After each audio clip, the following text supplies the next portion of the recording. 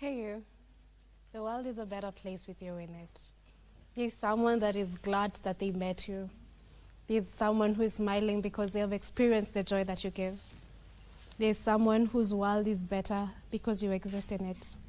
So darling, you are incredible, you are powerful, you're blessed, and the world is definitely a better place with you in it. Yes. Love that. Allow me to introduce our guest.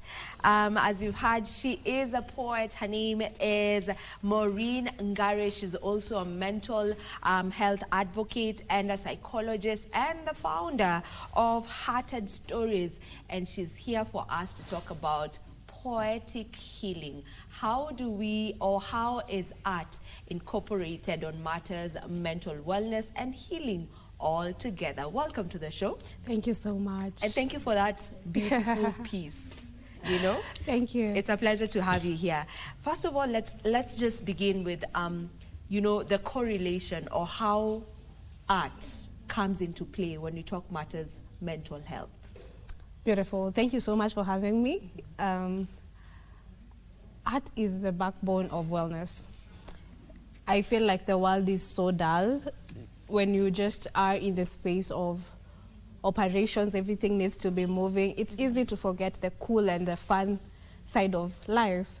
So art is what reminds us to stay grounded. Art is what reminds us that I like your hair. That is art. I like your makeup. That is art. You're able to appreciate things that ideally, when you are in your busyness, you are unable to notice. Yeah. So that is how it comes to play. That's how it comes to play. Yeah. And you know, many a times even, you know, in relation with art, we hear people say that music heals. And you know, music is a form of art. Yes, poetry is a form of art. Yeah. So when they say music heals, that statement in itself, maybe someone else may say it's an overstatement, you know? So in what form? Okay, so music, I'm trying my best not to bring a lot of hormones and da-da-da-da-da-da-da, but there is the oxytocin. Let me just bring that up. It's a feel-good hormone. So what happens is when you are listening to music, you are happy to listen to it. There's an energy that comes. You feel good. The world might be burning, but your heart will be at peace. Your heart is able to be grounded and just exist in the most basic of forms. So it might sound like an overstatement, but have you ever had a bad day and then you listen to music? Like the soothing, cool music or the loud music and you burst into moves. It just makes your body feel, I am here, I am seen, I relate to this song, there's something it is doing to me. Your mind is able to relax or to be excited. And that is the beauty of art. Yeah. It is.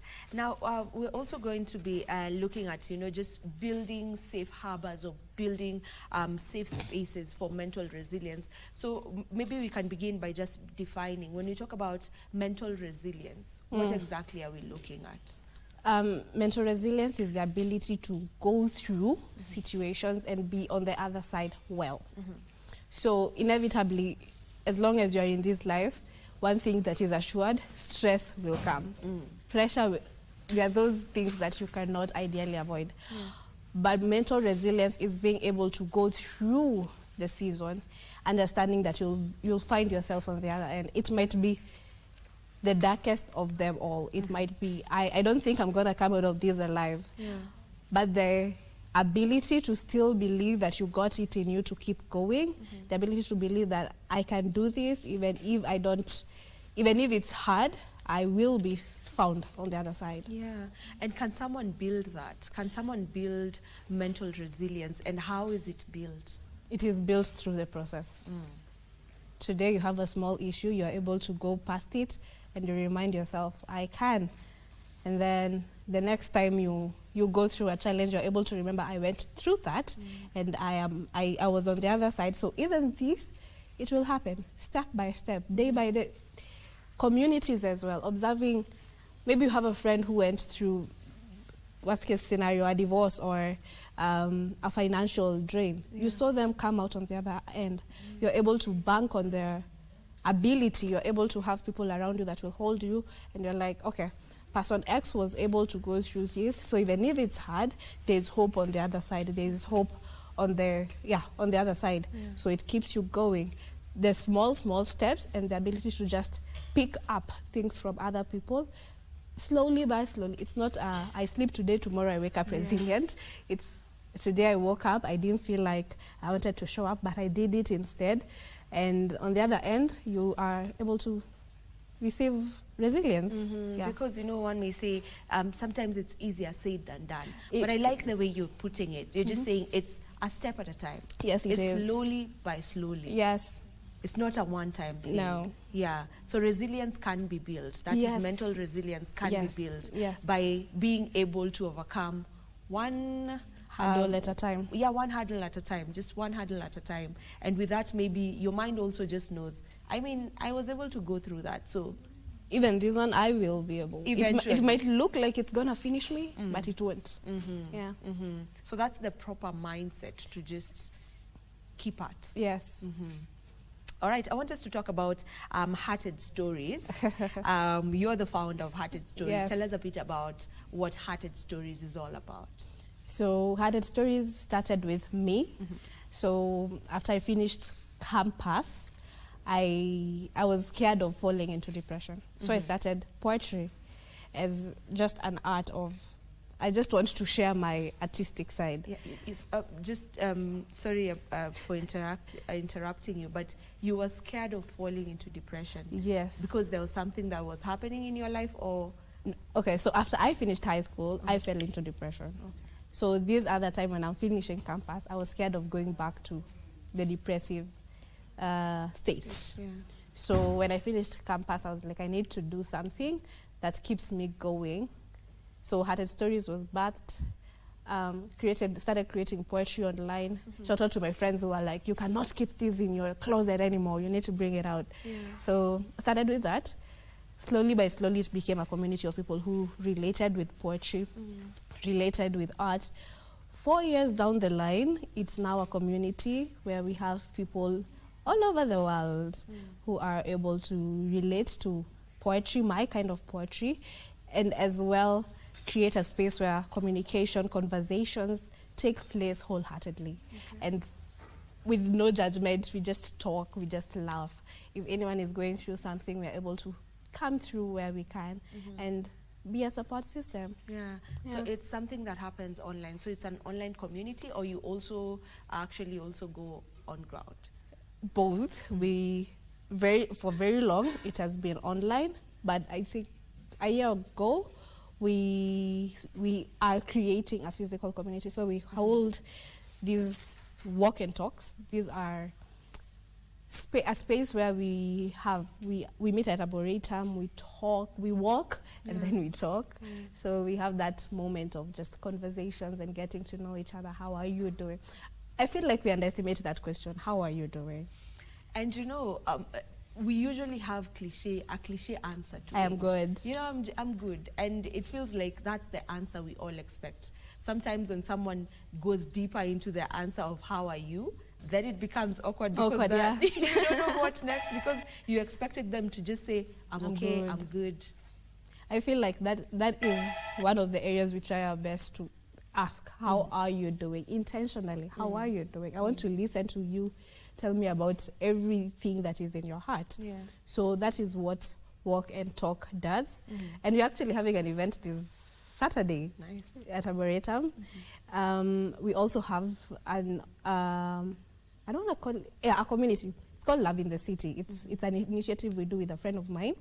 So what Love in the City basically is, we go to city markets, or we've been to Thika as well, where we just hold placards reminding people of how awesome they are, and then we give them letters, little cards with affirmations to just remind them that they are incredible. Yeah, and how has that been specifically for that particular project, where you just go on the streets and, you know, you give out letters to random people, you know, just people who are going about their business? Just how has that been? And with that, I'm asking the response. You know, what would you say the response has been to that?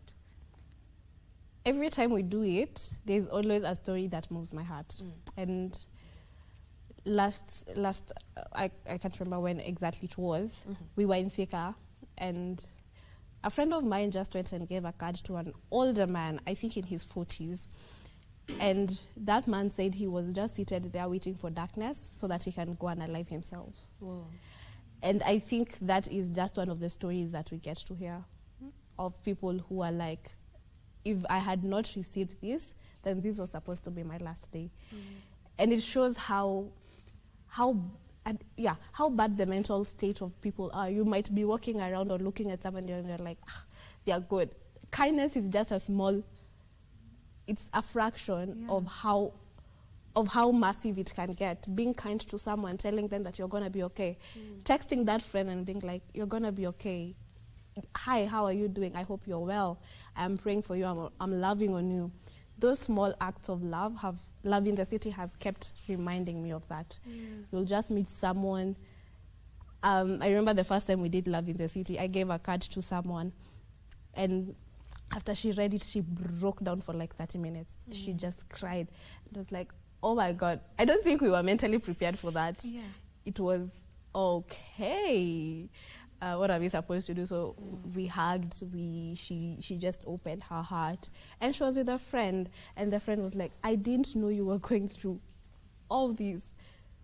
And yeah, I think Love in the City has opened my eyes in a very, very different way. Yeah, and just speaking about that, it also just goes to show that many people do not have safe spaces. Yes. You know, because as you mentioned, you just give someone this card, they get to read and break down for like 30 minutes. And that time they were with a friend. So to mean that this friend had no idea. So when we talk about just building safe spaces, building safe harbors, building a safe environment, you know, for all of us to exist and exist well mentally, what exactly are we looking at? Because you know, just that with the project Love in the City, it's like that is what you're doing for people you didn't even expect that is what you were doing for them. So just when it comes to building these spaces, how does that look like? You know, how do we ensure that we are doing that for each other as well?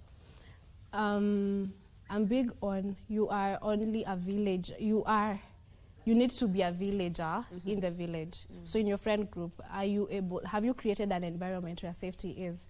The first time you open up to your friends, it's going to be, oh my gosh, she's being too sensitive. There might be that, but slowly creating a space where you start the conversation. My friends though, if I'm not well, y'all are gonna know. I'm gonna start the conversation. And that being done, it allows them to know, because Maureen has shared with me, I can also share with her. It might not even be the biggest of things. Yeah, allow us to pick it up from there. Sorry about that. Let's take a break and then we'll be back in a short while.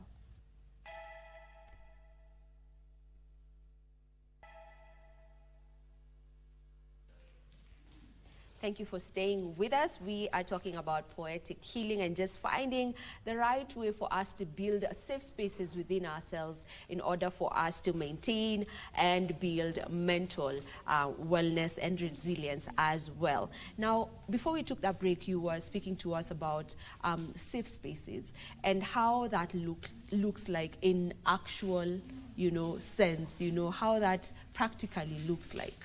Yeah, so how does that look like practically? I was mentioning about being part of a community.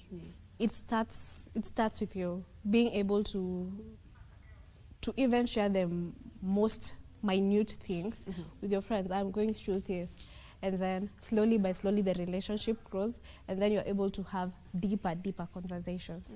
But as well, there are already some few existing communities where people are having conversations with no judgment. And if you can hold on to that or tap into that, I know there are not as many. We are very limited on that. But if you're able to tap into that, then by all means, tap into that. But as well, continue to create your small community. May it be 2 or 3 friends where you can just have honest and vulnerable conversations. Yeah, and speaking about honest and vulnerable conversations and creating communities, maybe what are the proper conversations that you should be having, specifically concerning emotional well-being? What are the right conversations? There's one that you had already mentioned, whereby you ask someone, how are you doing? And you actually mean it. You have time to get to sit down and listen to them. So what are these conversations that we should be having? Literally anything. Anything. It starts with that one question, how are you doing? And how can I show up for you? So often than not, someone might be knowing how they're feeling, but the next action point, they have no idea. Or how do I show up for you in a way that you feel loved? Now, they might not be able to express that immediately, but at least they know there's an avenue. If I ever need person X to come through for me, they will. But as well, as the friend, maybe you come and share with me, you're going through something. I know how best, because you're my friend. I know what makes you feel okay. I know something that you absolutely love. So those small actions of how are you doing, how can I show up for you, know that I am here for you, and the small things that make the other person happy and make them feel seen, do them. Yeah. You know, reports actually show that there are now higher levels of anxiety within ourselves, specifically within the younger generation. There are higher levels of loneliness, and you know, looking at technology and social media and what it does to us, it allows us to connect with each other, yes. But then again, reports show that we have higher levels of loneliness and you know, anxiety, stress, and all that. What would be your take on that? What is happening, and how can we be able to avert the situation? Social media is incredible, but there is the aspect of people are more connected online than they are physically. I want to talk to you, I'll just do a phone call with you for hours, but it lacks the physical aspect of it. So people are zoning into their zone of just social media. But here's the thing, if I don't want to talk to you, I'll just hang up on you. But physically, we need to talk. We will talk.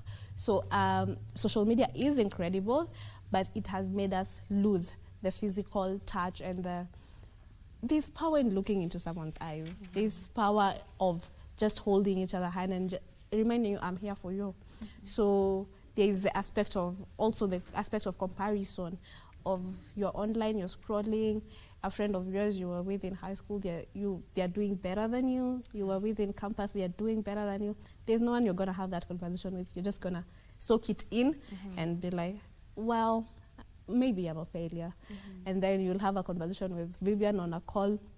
I don't have time to tell you about person X and how their post has made me feel. Not even from a point of jealousy, but from a point of, I sort of felt like I'm behind. Let's talk about that.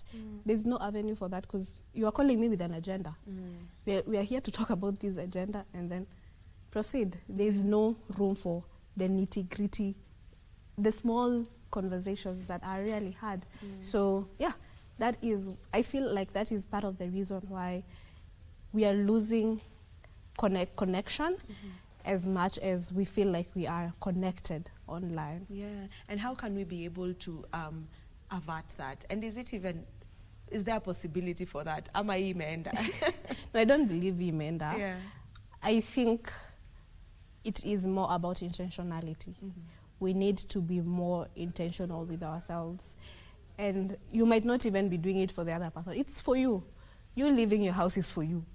You going out, even for coffee and just looking at people pass by, it's for you. Having that random conversation, being like, hey, I'm around. Okay, people say don't call me when you're around my area. You just finish your business and go home. But the fact that you are able to just sit down with someone and talk and connect, my point is the intentionality part of it. You need to do it. It's no longer a want anymore. We do not negate that. Most jobs right now are virtual. Most of our things that used to bring us outside, if you were used to go to a restaurant to eat, you can just order in. Life has been made easier. But it has now made the conversation closer home. We need to be more intentional with others and with ourselves. Yeah. And speaking about us being more intentional, I agree with you on that, because I feel like we have now, we are now living at a time where people are big on mind your own business, you know, and it is something that, you know, you keep hearing, just mind your own business. You need to mind your business. You know, they even play around. Someone tells you you have good skin. It's like, it's because I'm minding my business and drinking my water. So, you know, when it comes to this minding your business, I think that we are minding our business too much to the point where you forget the next person.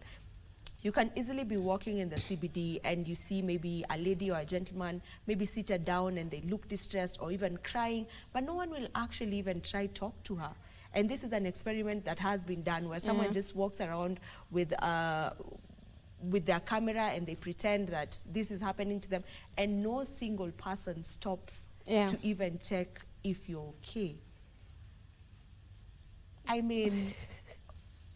People are minding their business a bit too much. I love that. Yeah. I feel I'd love to look at it in two ways. There's so much conmanship around. Yeah. So there's also that fear.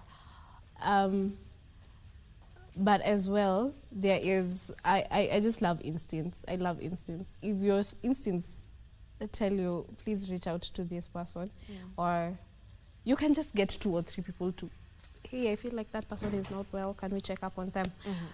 But when it comes to interpersonal, like, I know you, Vivian, I know you, and I have been seeing your post maybe twice or thrice and you're not well, or maybe you are this jovial person and you're no longer as jovial, that is not the point to mind your own business. I have seen people who, and it's a joke that goes around, someone unalives themselves and everyone is posting, I wish you had talked to me, I wish you had talked to me. Darling, they were posting, or they disappeared for a month, or they were extremely, that's another thing, maybe they were extremely excited about nothing. They were just happy because that's another sign. Oh, that's also a sign? That could be a sign. When someone is just too happy. They are suspiciously too happy. They might be hiding something. Yeah. Actually, those are some of the final signs of someone who is unwell. Wow. Yeah. Yeah. And I'm sure that can easily be missed because you seem okay. Yeah. And you know, you even hear these statements, maybe after someone gets to unalive themselves, you hear that, how, you know, it was so difficult to know because she seemed okay, she was happy, she was going out with the... Yeah. People will say, check up on your extroverted friends. Because it's rare for them to come and tell you. But then again, where do we draw the line and how am I able to know? Because say I already know someone is extroverted and that's their personality. That is who they are. It's not like they've changed all of a sudden. So where do I draw that line between knowing that, okay, this is just you being who you are, or this is a call for help? There's something called passive. It starts with knowing them. Knowing them in, I don't want to say in totality, but knowing who they are as a person. There's something we call passive suicidality. So passive suicidality is jokes. I might say, hey, hii dunia inanibo. Hata nikienda pale nigongo na ile gari, haitakuwa mbaya. It's very, you're going to laugh about it. Yeah. It's, wewe wacha hiyo mchezo. Let's continue. Like, it's hilarious. Yeah. Until it's something that is cooking in their mind. It may not also be that. There is also the aspect of their statements. Knowing your friend, there are statements that people make, or they might trip on something. Maybe they're this happy person that used to eat a lot. Right now, they're not eating. That is question marks. Or they're still the happy person, but they are not sleeping well. Question marks. There's a likelihood that they will slide on something. And that is the moment you as a friend, you're supposed, or you are advised to catch them. Or just remind them that they are seen. It might not be, you have the whole perfect explanation of why I am checking up on you. Because if you go to someone, like, you're not okay, they might be like, tulia. Back off. Back off. Yeah. But the frequent, hi, how are you doing? Let's talk, let's go out for coffee, let's catch up. it shows that there's someone who actually cares for them. There's actually someone who loves them. They might not open up to you in totality, but they know at the back of their mind, if anything ever comes in their mind, they know they have Vivian that they can reach out to. Yeah. Would you say we are more open to therapy now? Absolutely. To how we were maybe 10 years ago? We are getting there. We are definitely getting there. The conversations are being warmed up. I am tempted to say that these conversations are majorly happening in Nairobi. So there's need to take these conversations up country, outside Nairobi. But in Nairobi, they are being accepted. Yeah. Yeah. So people are more open to therapy right now. So we are headed in the right direction as we speak. So now, as we finalize on the conversation, you know, we were talking also about, we were including art into all of this. And, you know, how do we know when art has actually helped heal? And versus it having just, you know, just allowed me to avoid the emotion. You know, maybe I was feeling sad and then my happy song plays and I'm happy again. So how do you differentiate? Is it even possible to know, you know, to draw that line of it's just helped you mask this emotion and then you'll get back to it? Beautiful. That's a good question. I don't think, for example, what should we use? Music. Music is probably meant to bring out the happy hormone, like you're happy, yes. Yeah. But after the feeling happy and excited, the actionability of now life is good, now we can face the challenges that are ahead of us. It makes you feel excited.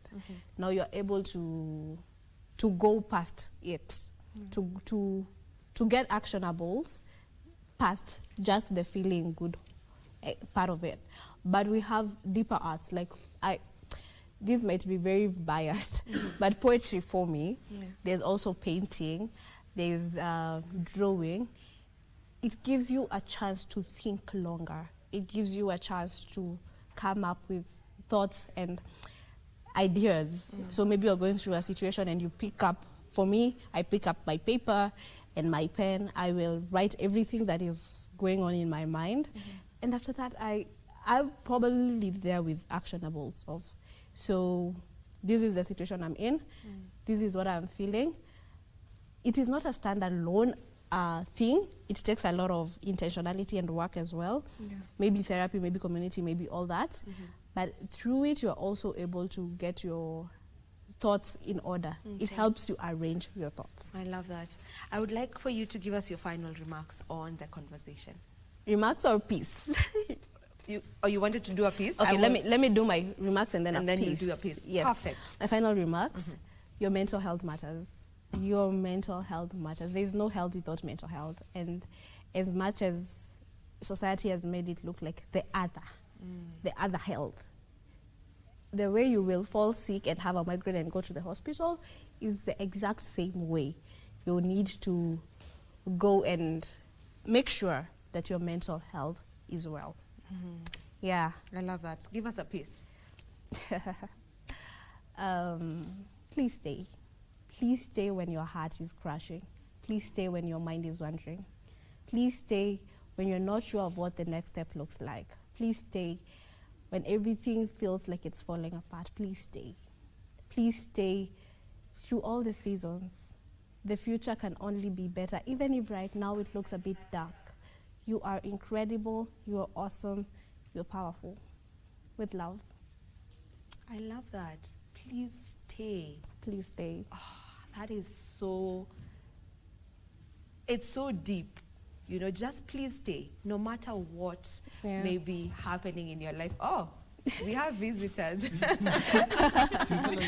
You took it, very literal. Please stay. You decided you're coming back on set. So my colleagues are here so that we can finalize on the show, Victor. All right. So you did a piece on mental health. Yes. Let's do a mashup. Okay. Start. My Give us a line. goodness, Start, my give us a line. goodness. Okay. Mike, pick one. Oh, we are all doing it. Let's create something. Okay. Okay. Mental health. We are starting with please stay. Please All right, stay. Please stay. Please stay. The world is definitely a better place with you in it. Please stay. Even if the going gets tough, you are tougher than the going itself. Your well-being can't be a well-being without your mental well-being. And that is please stay. I love it. And that is please stay. I mean, we've talked about mental health for a very long time. Yeah. Yes. And I think it's one of those things that people suffer silently about. But why is it that it's only men who suffer mental health? Are they the I only don't think one? it's only men. Maybe we can say On a scale of 100, So It's- here's it's- the thing, it's- statistically, Yes. okay, is it statistic? Yeah, statistically, women reach out for help more, but men die by suicide more. Okay. Men speak about their problems less, less. than Yeah. ladies. Yes. We Yes. all go through it, Yeah. We but do. women speak more about Yeah. it than men do. so it's possible that you can also talk about it, right? Yeah. Yes. Oh my God, yes. Can you start? You know, Can you? Yeah, please stay. Please stay. Please stay. Okay, we had a good show today, and of course we talked about the matrix, the 2027 matrix. My guest talked about what's the regional balance, talked about the the broad-based government, how it's going to affect the numbers, who is who, and all that. So yes, the choice is yours. Whoever you're going to vote for come next election, which is just slightly over 1 year to now, from now, that is going to be your choice. The only thing I can always tell you is just make an informed choice. It's as simple as that. Yeah, Mike. Yes. Mike, yeah. On our segment, we talked about how SMEs can survive the high costs and competing globally, even with the AFCFTA.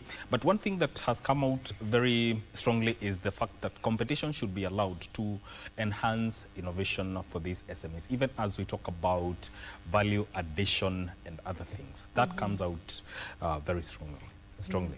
Yeah, great conversations have happened on the show today, and this is how we do it each and every weekday morning. This is how we usually do it. And you know, since we are in the spirit of mental wellness, Yes. I would like to also pose questions to you, actually all of you, just to let us know, how do you ensure that you are taking care of your mental well-being, especially for you gentlemen? How do you ensure? You know, for me, how I do it, I make my hair and I feel good. You make your hair? Yes. For us, it can be something as simple as that. I make my hair. I ensure my nails are looking good. I speak to my friends. In other words, you do things that make you feel good about Yes. yourself. So that's my self-care. So how many times do you make your hair then? That will tell us how many times you get depressed. Okay. Not literally every time I make my hair, I'm going through something. No, but I'm just saying that's part of my self-care. And as human beings, I believe we all should have self-care moments. Yeah. Because, I mean, life throws so many curveballs at us. So aside from just the literal ones that I've said about making my hair and all that, also arts for me is a form of looking after my well-being. Yes. Music. I start my day with music. Yes. Yes, just calming. It depends with how the day. For those If people you who know hear me me- with really loud Yes, but for those people who know me, you know I love rumba. I love rumba. And by the way, what I'm listening to right now, I'm listening to one of the oldest songs, which I think was done in 1970-something by Franco. I need your playlist. But I love taking a walk and listening to calming music. That really brings the pressure down. If there is something that Lakini pressure ikiingia mic na ingianga bana. no You pressure can't run away from younger. it. Yeah. But Unajita mkutano in the streets, you have a meeting with enough quorum, minutes taken in your head, you know, and AOB. yeah, but You know? for me, we're taking a walk and listening to calm music works. Yeah. So for you, it's the rumba. For me, I love listening to music. Yeah. And by the where the last break will take me, even in Moyale, that's where I will stop. So, yeah, we all have our medicine. I How chose about my... you, Maureen? The fact that you all have said music has Yeah. put a question mark, but we are not going to judge. No. Go ahead. For me, I think it's community. Hanging out with my people is where it's at. Besides that, I write. Oh, yeah, I write. I can write, it brings me back. Yeah. Yeah.